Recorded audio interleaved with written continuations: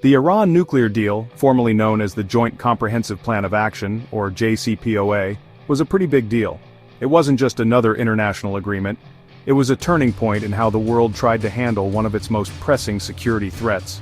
For years, the idea of Iran developing nuclear weapons had kept world leaders up at night, fueling fears of a new arms race in the already volatile Middle East. Signed back in 2015, the JCPOA was designed to put strict limits on Iran's nuclear activities, making it nearly impossible for the country to secretly build a bomb. The deal set out detailed rules about how much uranium Iran could enrich, what kind of nuclear technology it could use, and how often international inspectors could check in. In return for these tough restrictions, the world's major powers agreed to lift a web of economic sanctions that had been strangling Iran's economy for years. This gave Iran a much-needed boost, allowing it to sell oil on the global market again and reconnect with international banks and businesses. Think of it like this: Iran agreed to put its nuclear program on a tight leash, with cameras and inspectors watching almost every move, in exchange for being allowed back into the global marketplace. For ordinary Iranians, this meant hope for a better economy and more opportunities. This deal was a huge diplomatic win, the result of years of painstaking negotiations between Iran and 6 world powers: the United States, the United Kingdom, France, Germany, Russia, and China. These countries, known as the P5+1, managed to find common ground despite their own rivalries and disagreements.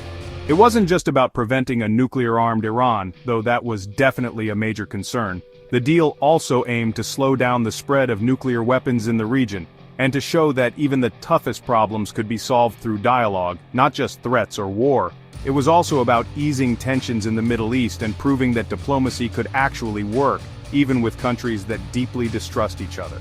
For a moment, it seemed like a new chapter of cooperation was possible, and that old enemies could sit down and hammer out real solutions. However, the deal wasn't without its critics. Some politicians and analysts argued that the agreement was too soft on Iran, and that it left loopholes that could be exploited in the future. Some argued it didn't go far enough in curbing Iran's nuclear ambitions, while others felt it gave Iran too much in return. There were also fears that the money Iran gained from sanctions relief could be used to fund its allies and proxies across the region, fueling more instability. Despite these concerns, the deal held for a while, and international inspectors from the IAEA confirmed that Iran was upholding its end of the bargain. The world watched closely as Iran shipped out tons of enriched uranium and dismantled key parts of its nuclear infrastructure. Then, in 2018, the Trump administration pulled the United States out of the deal, claiming it was flawed and didn't address Iran's ballistic missile program or its support for regional proxies. This decision marked a dramatic shift in U.S. foreign policy and sent shockwaves through the international community. This move shocked many world leaders and reignited tensions with Iran. Protests broke out, and the fragile trust built over years of negotiation began to unravel almost overnight. It also raised serious questions about America's commitment to international agreements and its role in global diplomacy. The world was left wondering, if such a major deal could be abandoned so quickly, what did that mean for future negotiations and the hope for lasting peace? Fast forward to 2025, and the United States and Iran are back at the negotiating table, trying to salvage what's left of the nuclear deal. After years of tension, missed opportunities, and escalating rhetoric, both sides are now cautiously optimistic yet deeply wary as they attempt to bridge the wide gulf that has separated them for so long. The stakes are high, not just for Washington and Tehran, but for the entire Middle East and the broader international community, all of whom are watching these talks with a mix of hope and skepticism. This time around, the talks are happening in 2 pretty interesting locations: Muscat, Oman, and Rome, Italy. Why these places? Well, Oman has a long-standing reputation as a discreet and trusted mediator, having quietly facilitated back-channel communications between the US and Iran in the past. Its neutral stance and diplomatic ties with both countries make it an ideal setting for sensitive discussions. Meanwhile, Italy, as a key European ally and a signatory to the original nuclear deal, brings both legitimacy and a European perspective to the table. The choice of these venues signals a desire for fresh thinking and a break from the deadlock of previous years.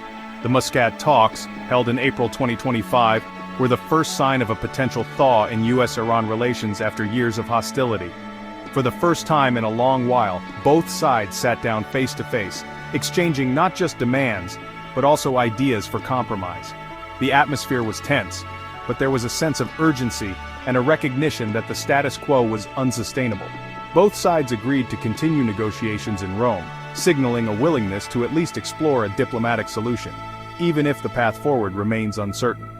This is a significant development, given the deep mistrust and animosity that has characterized the relationship for so long. Years of sanctions, military posturing and harsh rhetoric have left scars on both sides, making even small steps toward dialogue a major breakthrough. The world has seen many false starts before, but the fact that both parties are willing to sit down and talk again is, in itself, a noteworthy shift. So, what's different this time? For one, the political landscape has shifted.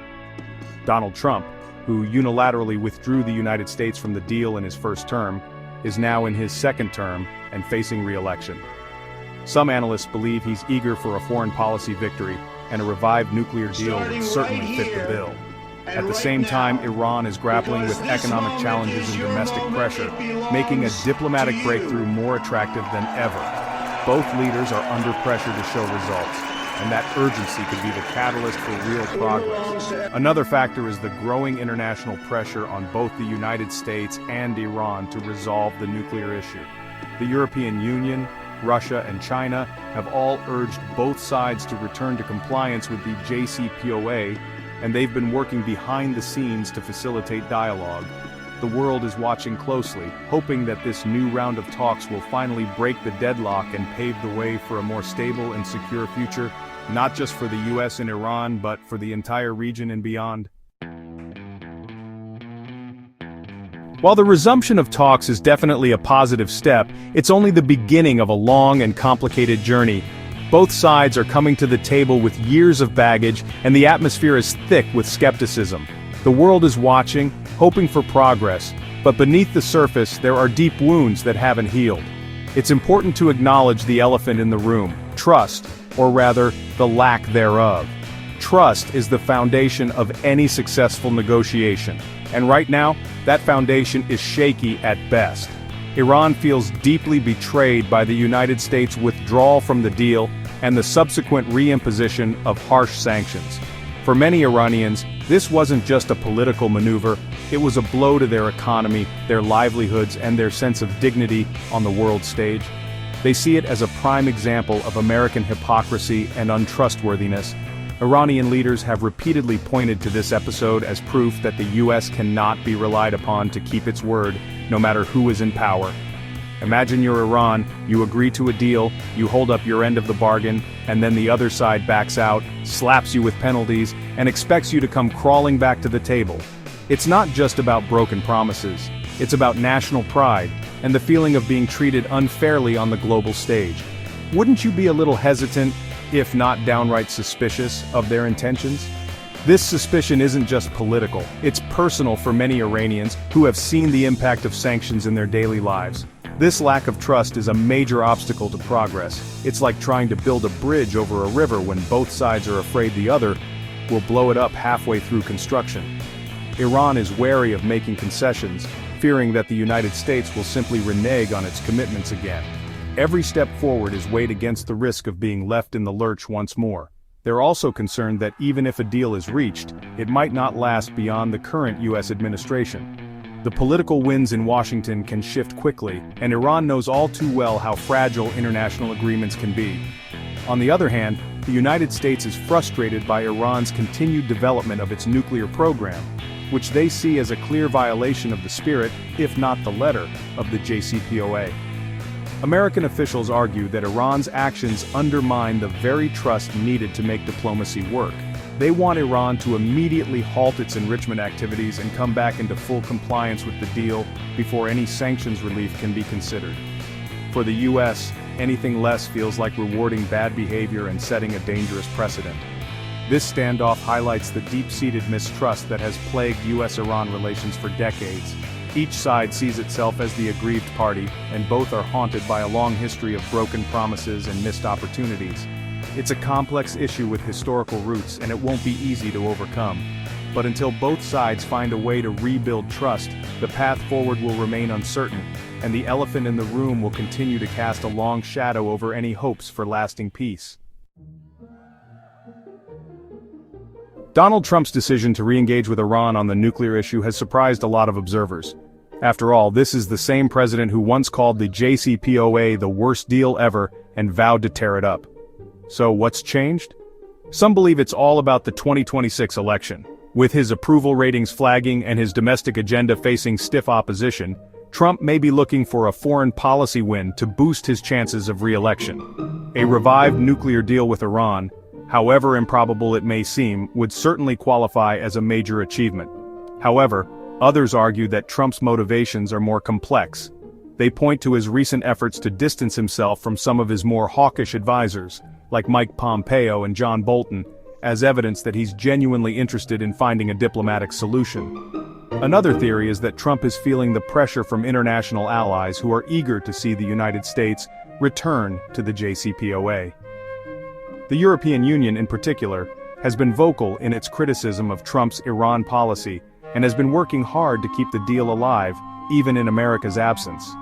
Whatever his reasons, Trump's involvement in the negotiations injects an element of unpredictability.